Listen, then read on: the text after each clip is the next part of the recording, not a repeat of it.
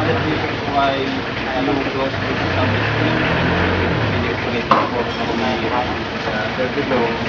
Under the law,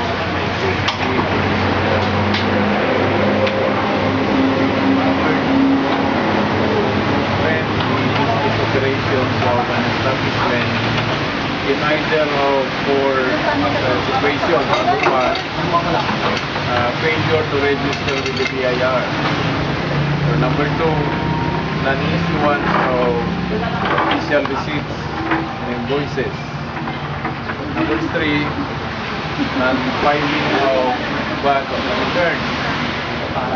And number four, non-payment of value-added tax by more than 30%. That is under consideration. In the case of this establishment,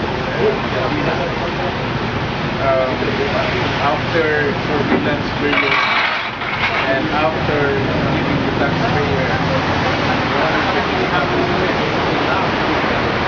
process in order to correct or comply with the requirements, it was found out that there were under considerations of taxable sales and corresponding taxes by at least 60%.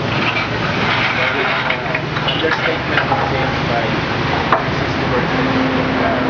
What is required is 30%. So malaki yung Madam, in your jurisdiction, is this the first time that real estate was being So, what would be the remedy or measures of the part of the establishment in order that it could be operated to the other side? Legal procedures, they can proceed to the revenue for the regional office for the request for lifting of that closure once they have complied